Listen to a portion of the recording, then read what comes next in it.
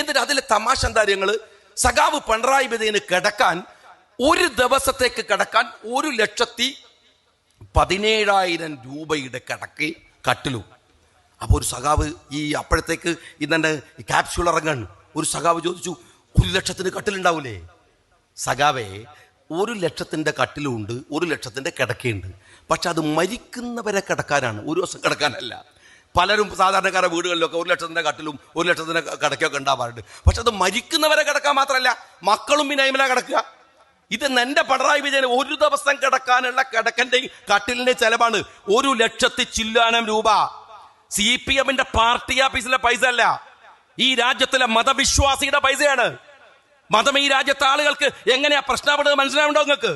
ആ മതവിശ്വാസിയുടെ ചെലവിലാണ് നിങ്ങളുടെ പിണറായി വിജയൻ ഒരു ദിവസം അവിടെ കിടന്നത് 1,00,000 ചില്ലാനം രൂപക്ക്.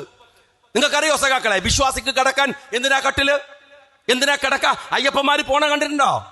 യാത്ര ചെയ്യുമ്പോൾ കാണാം, പത്തനംതിട്ട വഴിയിലേക്ക് യാത്ര പോയി നോക്ക്, റോഡ് സൈഡിൽ കിടന്നുറങ്ങുന്നുണ്ടാവും. അവർക്കൊരു പായ പോലും വേണ്ട, വിരിക്കാൻ ഒരു വിരി പോലും വേണ്ട, കാലിൽ ചെരുപ്പുണ്ടാവില്ല. നടന്നു പോകുന്ന എത്ര അയ്യപ്പ ഭക്തന്മാരുണ്ട്. അവർക്ക് വേണ്ടി ആഗോള സംഗമം നടത്തുമ്പോ ആ അയ്യപ്പൻ ത്യജിച്ചു ജീവിക്കുന്ന അയ്യപ്പന്മാർക്ക് വേണ്ടി നിങ്ങൾ ആഗോള സംഗമം നടത്തുമ്പോ ചെലവഴിക്കാൻ ഒരു ദിവസം കിടക്കാൻ നിങ്ങൾക്ക് വേണ്ടത് 1,00,000 രൂപയുടെ കിടക്ക. എന്നിട്ട് ആ പരിപാടിയിൽ പിണറായി വിജയന്റെ ഒരു പ്രസംഗം ഉണ്ടായിരുന്നു. ആ പ്രസംഗത്തിൽ അദ്ദേഹം കോട്ട് ചെയ്തൊരു ഒരു പാട്ടുണ്ട്, കല്ലും മുള്ളും കാലുക്ക് മെത്തേന്നാണ് നമ്മൾ കേട്ടത്. ഞാനൊക്കെ അത് കാണാതെ അറിയാം. ആ പാട്ട് എല്ലാ ദിവസവും ആ അമ്പലത്തിൽ നിന്ന് കേൾക്കുന്നതാണ്. കല്ലും മുള്ളും കാലുക്ക് മെത്തെ പിണറായി വിജയന്റെ ചൊല്ലാണ്. കല്ലും മുള്ളും കാലുമക്കുത്തെ. ഇയാൾക്കത് അറിയില്ല. മിനിമം കല്ലും മുള്ളും ഒക്കെ കാല് മെത്ത പോലെ സ്വീകരിക്കുമെന്ന് വിശ്വാസി പാടുന്ന പാട്ടാണത്. പിണറായി വിജയൻ ഇത് എഴുതി കൊണ്ടുവന്നപ്പോൾ കല്ലും മുള്ളും കാലുമക്കുത്തെ എന്നാണ്. അപ്പൊ VD സതീശൻ അത് പറഞ്ഞിട്ട് കളിയാക്കുന്നുണ്ട്. ഞാൻ പറയേണ്ടത് അതുപോലും അറിയില്ല. എന്താണ് ആ പാട്ടിന്റെ അർത്ഥമെന്ന് അറിയുമെങ്കിൽ 1,00,000 രൂപയുടെ കിടക്കയിൽ ഒരു ദിവസത്തേക്ക് മാത്രം സഖാവ് പിണറായി വിജയ നിങ്ങൾ കിടക്കില്ല. വിശ്വാസികൾക്ക് അതൊരു വിഷയമല്ല. പ്രശാന്ത്, നിങ്ങൾ മനസ്സിലാക്കട്ടെ, ഇന്ന് ദേവസ്വം ബോർഡിന്റെ മുൻ പ്രസിഡന്റ് പ്രശാന്ത് ഒരു കണക്ക് പറഞ്ഞു.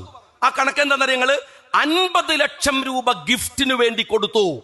എന്ത്? ആഗോള അയ്യപ്പ സംഗമത്തിൽ 500 പേർ പങ്കെടുത്തിട്ടില്ല. 500 പേർ പങ്കെടുത്തിട്ടില്ല. ആ പരിപാടിക്ക് ഗിഫ്റ്റ് വാങ്ങാൻ കേരളത്തിന്റെ ഗവൺമെന്റ് ചെലവഴിച്ചത് 50 ലക്ഷം രൂപ. 50 ലക്ഷം രൂപ. ഞാൻ ചോദിക്കട്ടെ, ഏതെങ്കിലും ഒരു അയ്യപ്പ ഭക്തൻ ശബരിമലയിൽ പോയിട്ട് അവിടുന്ന് ഗിഫ്റ്റ് വാങ്ങി ഇങ്ങോട്ട് വന്ന് നിങ്ങൾ കണ്ടിട്ടുണ്ടോ? എനിക്കൊക്കെ എൻ്റെ സുഹൃത്തുക്കളൊക്കെ പോയി വന്നാൽ, ഈ കണിയാമ്പറ്റായിരുന്നപ്പോഴും ഇനിയിപ്പോൾ കോഴിക്കോട് താമസിക്കുമ്പോഴും ഒക്കെ തന്നെ എൻ്റെ സുഹൃത്തുക്കൾ പോയി വന്നാൽ അവര് അവിടെ നിന്ന് വാങ്ങി നമുക്ക് വാങ്ങുന്ന പഞ്ചാമൃതം അവർ കൊണ്ടുവന്ന് തരും. അവിടെ ശബരിമലയിൽ നിന്ന് വാങ്ങുന്നത് നമുക്ക്